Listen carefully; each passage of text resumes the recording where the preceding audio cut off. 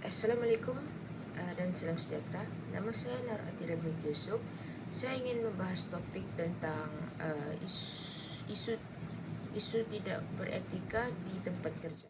Isu yang saya ingin tekankan adalah isu tekanan di tempat kerja yang disebabkan oleh majikan ataupun pekerjanya sendiri maupun suasana di tempat kerja.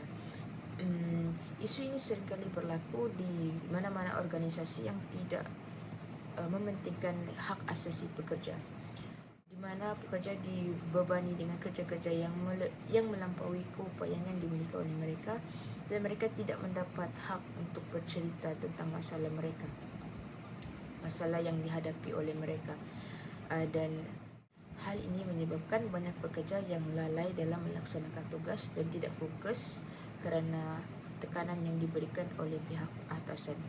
Isu ini akan menyumbangkan kepada kemerosotan dalam sebuah organisasi. Oleh yang demikian, bagi menangani isu ini, majikan ataupun pengurus organisasi hendaklah memainkan peranan dalam memberikan tugas secara sama rata. Contohnya, memberikan tugas yang sama kepada beberapa pekerja bagi mereka menyelesaikannya, supaya mereka dapat menyelesaikannya dan berpikir bersama secara berkumpulan. Hal ini akan mengurangi beban seseorang individu untuk melakukan pekerja di luar kemampuannya sendiri. Bukan itu sahaja, namun kerja-kerja akan lebih mudah diselesaikan secara berkumpulan berbanding secara bersendiri. Berkata pepatah, bulat air kerana pembentung, bulat manusia kerana muafakat. Seterusnya, cara mengatasi isu tekanan di tempat kerja ini, majikan hendaklah membina hubungan dengan pekerja-pekerja bagi mengetahui masalah-masalah yang dihadapi oleh mereka. Contohnya, meluangkan masa bersama mereka setelah selesai waktu bekerja dan berbual-bual sama sendiri untuk mengetahui isi hati mereka.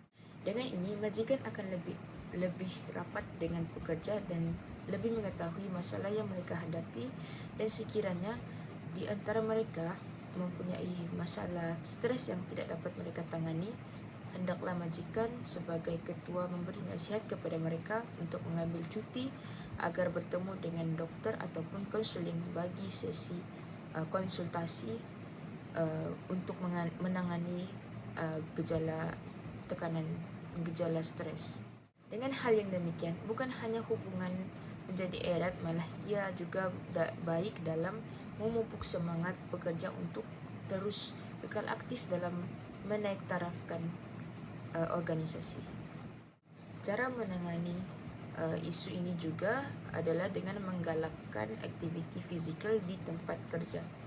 Majikan haruslah mewujudkan persekitaran yang membolehkan pekerja untuk melakukan aktiviti fizikal ataupun melakukan senaman.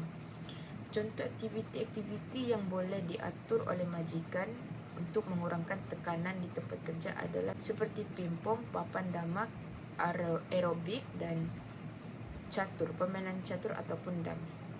Majikan sebagai ketua haruslah menjadi satu contoh untuk menggalakkan pekerja-pekerja untuk sama-sama melakukan aktiviti fizikal. Dengan ini, pekerja dapat mengurangkan tekanan terhadap pekerjaan dengan bersukan dan menjadi lebih sihat. Apabila tekanan di tempat kerja dapat diatasi, maka kerja-kerja yang akan diteruskan kemudian akan menjadi lebih berkualiti. Berkata pepatah, badan cergas, otak cerdas. Kesimpulannya, tekanan di tempat kerja boleh diatasi sekiranya majikan cekap dalam mengambil tahu suasana tempat kerja serta masalah-masalah yang dihadapi oleh pekerja. Oleh yang demikian, peranan seorang majikan amatlah penting dalam sebuah organisasi untuk terus mengekalkan kerja-kerja yang berkualiti. Sekian daripada saya, terima kasih.